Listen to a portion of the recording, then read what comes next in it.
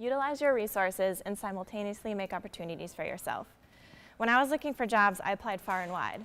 I still wasn't exactly sure where I wanted to end up in the field, so I cast a really broad net. At this point, I remember being very uncertain about my future, so I talked to one of my professors, and being close to EA Games in Orlando, he set me up with a couple people there to make video games. While it was a valuable experience, I don't think I wanted to do that for 30 plus years, so I kind of eliminated that from my scope. On the side, the same professor was also an animator for a courtroom. So I thought that was really interesting, and I gave it a try. The graphics work in this field required the ability to build an exact representation of the details provided. It lacked any imagination or creativity, so I also took this line of work off as well.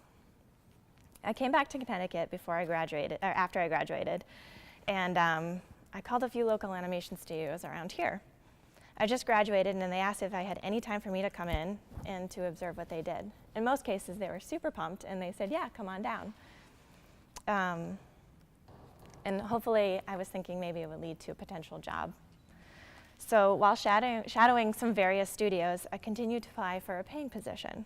This process opened the door to my first job, but it also allowed me to look behind the curtains and really discover a field that interested me, which turned out to be broadcast.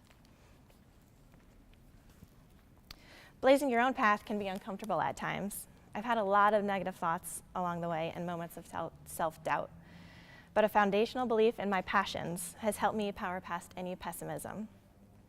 In school, I was repeatedly told computer animation was a male-dominated industry.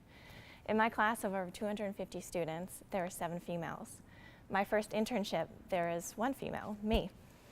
My department today has almost 40 people in it, and there's a handful of ladies, and I share a small office with 4 other guys. So despite these gender-related odds, which is kind of cool to see so many females here today, I was the only student at Full Sail to earn a perfect attendance award and an award for fundamentals of logo animation. My internship led me to my current role, and there I have won 2 Emmys for studio and package design.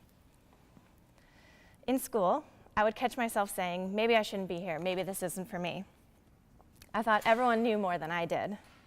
Every time someone answered a question, I thought to myself, why didn't I raise my hand? I knew the answer to that. We started taking drawing classes, and I remember thinking, I can't do this, I'm not a drawer. How am I supposed to be a designer if I can't draw what I want to design? The reality is, college is what you make of it. Don't squander your time. You're surrounded by educators and peers, and you can constantly be learning from them if you choose to. I want to stress the importance of keeping an open mind and believing in your abilities. So, I didn't think I can draw, and these are samples of my first ever colored pencil, and watercolor. So I just want to show you that don't think that you can't, because you haven't tried. So just go out there and learn how to do it. So whether you're currently in high school or college, the message is the same. Don't get caught up at focusing on what other people think. Be yourself and trust your instincts.